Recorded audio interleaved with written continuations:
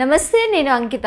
ఏపీలో చూసుకున్నట్లయితే fibre net కుంభకోణం అనేది చాలా పెద్దది. దీంట్లో ఎంత బయటకు తీస్తున్నా కూడా చాలా ఎక్కువగా తప్పులు కనిపిస్తున్నాయి. దీంట్లో ఇద్దరు వ్యక్తులు నెలకి 45 లక్షల రూపాయలు జీతం తీసుకున్నట్లు తెలుస్తుంది. సో ఈ విషయం గురించి డిస్కస్ చేయడానికి నాతో పాటు సీనియర్ జర్నలిస్ట్ సిఎస్ఆర్ ఉన్నారు. ఆయనతో మాట్లాడదాం. Hi sir. హలో సార్, ఇప్పుడు చూస్తే ఏపీలో ఫైబర్ నెట్ కుంభకోణం అనేది చాలా ఎక్కువగా జరుగుతుంది. సో దీంట్లో ఎంత తవ్వినా కూడా అసలు అంతు చిక్కని విషయాలు బయటకు వస్తున్నాయని చెప్పొచ్చు. అయితే ఇక్కడ చూస్తే 48 కోట్ల జీతం తీసుకుంటున్నట్లు తెలుస్తుంది. అసలు ఏంటి సార్ ఈ విషయం గురించి? ఇప్పుడు ఆంధ్రప్రదేశ్లో 2019 నుంచి 2024 మధ్యలో జరిగినటువంటి అధికార దుర్వినియోగం అనేది దీన్ని ఒక పాఠ్యపుస్తకంగా చేర్చి యూనివర్సిటీల్లో కూడా దీన్ని ఒక సబ్జెక్ట్ కింద ఒక చాప్టర్ కింద పెట్టి దాన్ని పరిపాలన ఏ విధంగా చేయకూడదు అని ఒక డాక్యుమెంట్ తయారు చేసి దాని మీద స్టడీ చేయాలి అనేది చంద్రబాబు నాయుడు చెప్పారు. అయితే అక్కడ జరిగినటువంటి పరిస్థితులు ఒక్కోటి తవ్వే కొద్దీ ఒక్కోటి బయటకు వస్తుంది. ఫైబర్ నెట్లో ఆంధ్రప్రదేశ్ ఫైబర్ నెట్ అనేది అది చాలా ఉపయోగకరమైనది, ప్లస్ ఇన్నోవేటివ్గా ఆంధ్రప్రదేశ్ని తీసుకెళ్ళడానికి చంద్రబాబు నాయుడు చేసినటువంటి ఆలోచన. 2014-19 మధ్యలో ఆయన నెలకి 150 రూపాయలతోటి దాదాపు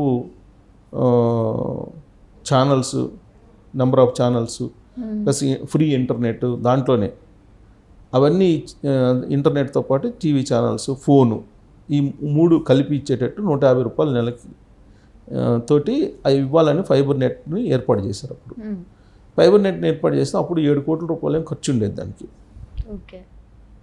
నెలకి. ఇప్పుడు అది 48 కోట్ల రూపాయలకి అయిపోయింది. అసలు ఈ 48 కోట్ల రూపాయలు ఎందుకు అయింది? 7 కోట్లది కాస్త 48 కోట్లు అయింది. అంటే 7 కోట్లది 48 కోట్లు అయిందంటే దానికి తగ్గినటువంటి అభివృద్ధి అయితే కనిపించాలి కదా. అక్కడ ఉండేదేమో ఇద్దరు పర్మనెంట్ ఎంప్లాయీస్, మిగతా 1200 మందిని బయట నుంచి అవుట్సోర్సింగ్ రూపంలో తీసుకున్నారు. తీసుకొని మొత్తం 48 కోట్ల రూపాయలు చేర్చారు. సో ఈ 48 కోట్ల రూపాయలు తగిన విధంగా వీళ్ళు ఏమైనా సౌకర్యాలు ఏర్పాటు చేశారా అని అంటే అది లేదు. చంద్రబాబు నాయుడు టైంలో ఏ విధంగా అయితే ఫైబర్ నెట్ సౌకర్యాలు ఉన్నాయో ఆంధ్రప్రదేశ్లో ఇప్పుడు కూడా అదే ఉన్నాయి. కానీ దాన్ని ఏమైనా ఎన్హాన్స్ చేశారంటే ఎన్హాన్స్ చేసినటువంటి దాఖలాలు కూడా లేవు. కానీ ఎన్హాన్స్ చేయడానికి, దాన్ని డెవలప్ చేయడానికి దాదాపుగా 1250 కోట్ల రూపాయలు ఏమో ఖర్చు పెట్టినట్టు లెక్కలు చూపిస్తున్నారు. మరి ఈ 1250 కోట్ల రూపాయలు పెట్టి ఫైబర్ నెట్ విస్తరణ ఏమైనా చేశారా? మిగిలినటువంటి ప్రాంతాలకు ఏమైనా చేశారా? అప్పుడు చంద్రబాబు నాయుడు ఇచ్చినటువంటి ప్రాంతాలకు కాకుండా మిగిలినటువంటి కూడా ఇచ్చారా అంటే ఎక్కడ ఇవ్వాల.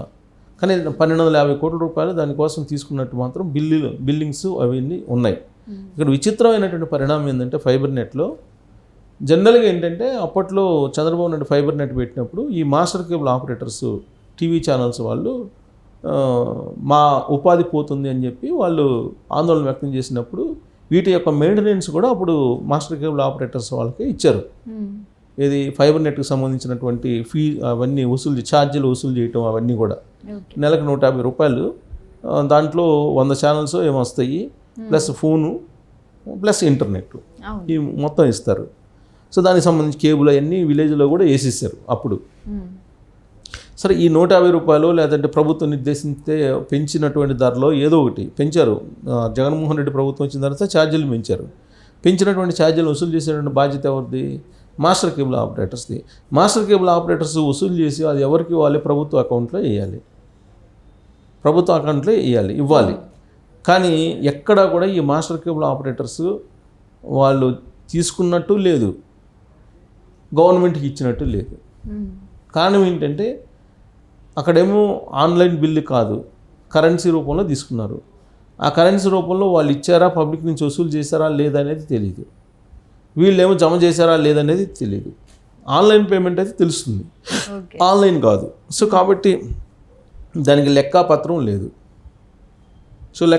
లేదు. దానికి తవ్వే కొద్దీ అసలు వాళ్ళు పే చేశారా లేదా, కస్టమర్స్ ఎంత పే చేస్తే ఎంత జమ చేశారు ప్రభుత్వానికి అనేది రికార్డులే లేవు. ఈ ఫైబర్ నెట్కి సంబంధించి లోపల ఏం జరిగింది అనేది తెలుసుకోవాలంటేనేమో ఆన్లైన్లో ఎక్కడా కూడా ట్రాన్సాక్షన్ జరిగినటువంటి దాఖలు లేవు.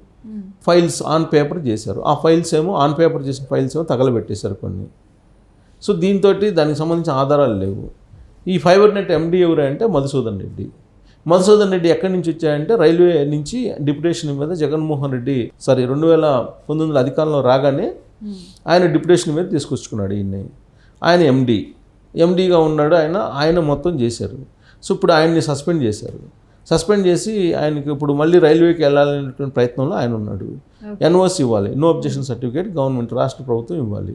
మరి ఇవన్నీ ఎవరు చెప్తారు? ఆయన మళ్ళీ రైల్వేకి వెళ్తే అందుకని చెప్పేసి నువ్వు వెళ్ళడానికి లేదు, నువ్వు ఇక్కడే ఉండు, విచారణ ఫేస్ చేయాలి అని చెప్పి. ఫైబర్ నెట్ అనేది అసలు అత్యంత పెద్ద కుంభకోణాలు ఇది కూడా ఒకటి. అంటే ఆంధ్రప్రదేశ్లో కుంభకోణాలు అనేది అనేకం. సో 2019 నుంచి 2024 వరకు జగన్మోహన్ రెడ్డి తన సొంత జాగిర్లాగా వాడేసుకున్నాడు ఆంధ్రప్రదేశ్ రాష్ట్రాన్ని. సో ఛానల్ కానీ సొంత ఛానల్, సొంత పేపరు, వీటిలో ఏ విధంగా అయితే చేస్తారో, అంటే కావాల్సినటువంటి ఎంప్లాయీని తీసుకోవటం, వద్దనుకున్న ఎంప్లాయీని పంపించడం, లేదా కావాల్సిన ఎంప్లాయీకి ఎంత కావాలంటే అంత ఇవ్వటం, ఇవన్నీ ప్రైవేట్ ఆర్గనైజేషన్లో నడుస్తాయి. కానీ గవర్నమెంట్ ఆర్గనైజేషన్లో ఒక సిస్టమ్ అంటూ ఉంటుంది కదా, ఆ సిస్టానికి భిన్నంగా మొత్తం ఆంధ్రప్రదేశ్లో అన్ని వ్యవస్థల్ని అలా చేసేసాడు, ప్రైవేట్ కంపెనీలాగా చేసేసాడు ఆంధ్రప్రదేశ్ని జగన్మోహన్ రెడ్డి. సో దాంట్లో భాగంగా ఇప్పుడు ఫైబర్ నెట్లో కూడా ఇప్పుడు మొత్తం ఎంప్లాయీస్ని 1200 మందిని తీసుకున్నారంటే ఎవరిని తీసుకున్నారో 1200 మందిని అంటే దానికి కూడా లెక్కలేదు. వైఎస్ఆర్ కాంగ్రెస్ పార్టీ కార్యకర్తలని అపాయింట్ చేసుకున్నారు. వైఎస్ఆర్ కాంగ్రెస్ పార్టీ కార్యకర్తలను అపాయింట్ చేసుకుని వాళ్ళకి శాలరీస్ ఇచ్చుకుంటూ వెళ్ళారు. పోనీ వాళ్ళు ఏమన్నా పనిచేశారా ఫైబర్ నెట్లో అని అంటే లేదు, ఎక్కడ పనిచేసినటువంటి దాఖలాలు లేవు. జస్ట్ అవుట్సోర్సింగ్ కింద 1200 మందిని తీసుకున్నాము, వాళ్ళకేమో 1,70,000 అట్లా పే చేసేసారు. సో అసలు ఎందుకు పే చేశారు, అవసరం ఏముంది, వాళ్ళు చేసిన పని అంటే సమాధానం లేదు. ఫైబర్ నెట్లోనే కాదు, ఇప్పుడు డిజిటల్ మీడియా కార్పొరేషన్ అని ఉంది, డిజిటల్ మీడియా కార్పొరేషన్లో కూడా అదే చేశారు. కొన్ని వందలాది మంది వైఎస్ఆర్ కాంగ్రెస్ పార్టీ కార్యకర్తలను తీసుకొని వాళ్ళకి కావాల్సినటువంటి వాళ్ళని అపాయింట్ చేసుకొని వాళ్ళకి పని చేయకుండానే ఎక్కడున్నా సరే, ఇంట్లో ఉన్నా కానీ, ఇంటి దగ్గర ఉన్నా కానీ, వాళ్ళ పార్టీకి అక్కడ లోకల్గా పనిచేస్తున్నా కానీ జీతాలు ఇక్కడ గవర్నమెంట్ నుంచి, ట్రెజరీ నుంచి వెళ్ళాయి, అంటే గవర్నమెంట్ డిపార్ట్మెంట్ నుంచి వెళ్ళాయి. అదే ఫైబర్ నెట్లో కూడా అదే జరిగింది. ఇప్పుడు మీరు చెప్పింది చూస్తే 7 కోట్ల నుంచి 48 కోట్లు, చాలా డిఫరెన్స్ వస్తుంది కదా సార్. మరి ఎందుకు చట్టం ఇంతవరకు చర్యలు తీసుకుంది? ఇప్పుడు అందుకే విచారణకి ఆదేశించారు. విచారణ జరుగుతుంది. విచారణ జరిగినప్పుడు అసలు ఎవరు ఈ 1200 మంది, వాళ్ళు ఏం పని చేశారు, వాళ్ళ చేత ఏం చేయించుకున్నారు పని అనేది రావాలిగా. అవును. సో ఇప్పుడు వాళ్ళు అపాయింట్ చేస్తున్నారు, ఇప్పుడు ఫైర్ డిపార్ట్మెంట్లో అపాయింట్ చేస్తున్నారు భారతిరెడ్డి చెప్పిందని, అదే మైనింగ్ డిపార్ట్మెంట్లో సజ్జల రామకృష్ణారెడ్డి లేకపోతే వాళ్ళు ఫోన్ చేశారని తీసుకున్నారు. అంటే ఎవరు వస్తే వాళ్ళు తీసేసుకున్నారు. మళ్ళీ తీసేసుకొని వాళ్ళకి 70,000 నుంచి ₹1,00,000, 1,50,000, 2,00,000, 3,00,000 కూడా ఇచ్చారు. సజ్జల రామకృష్ణారెడ్డికే ₹1,00,000 ఇచ్చారు కదా జీతం సలహాదారుగా. సో కాబట్టి వీళ్ళు అసలు ఎంతమందిని తీసుకున్నారు, వైఎస్ఆర్ కాంగ్రెస్ పార్టీ కార్యకర్తలను, లేదంటే ఈ బంధువులను, బంధువర్గాలను, లేదంటే స్నేహంగా ఉండేటువంటి కుటుంబాల్లో ఎంతమందిని తీసుకున్నారో, ఎంత డబ్బు ఇచ్చారో లెక్క తెలట్లా. ఫైబర్ నెట్ కూడా దానికి ఉపయోగపడింది. ఫైబర్ నెట్లో కూడా 1200 మంది తీసుకున్నామని చెప్పి లెక్క చూపిస్తున్నారని అంటున్నారు. మరి ఆ 1200 మంది ఎవరు, ఎందుకు తీసుకున్నారు, ఏం చేశారు? అసలు చంద్రబాబు నాయుడు 2014 నుంచి 2019 వరకు ఆయన ఏం చేశారు?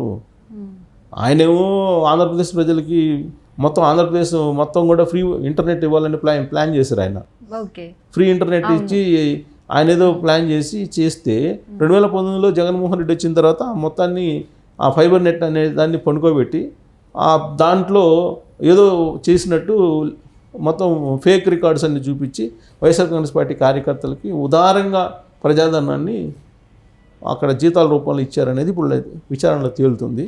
మరి ఆ మధుసూదన్ రెడ్డిని సస్పెండ్ చేశారు. ప్లస్ ఇప్పుడు ఆయన రైల్వే శాఖకి వెళ్తారంటే వద్దు, ఉండమని చెప్తున్నారు. సో అది పెద్ద కుంభకోణంగా ఇప్పుడు అసలు ఎంతమందికి ఏం చేశారో ఆయనే చెప్పాలి సమాధానం. ఎందుకంటే ఆన్లైన్ కాదు, మొత్తం ఏది కూడా ట్రాన్స్పరెన్సీ లేదు. సో ఫైళ్ళు ఉన్నాయి, ఫైళ్ళు ఏమో తగలబెట్టారు, ఆయనే చెప్పాలి అసలు ఏం జరిగింది ఫైబర్ నెట్లో అనేది.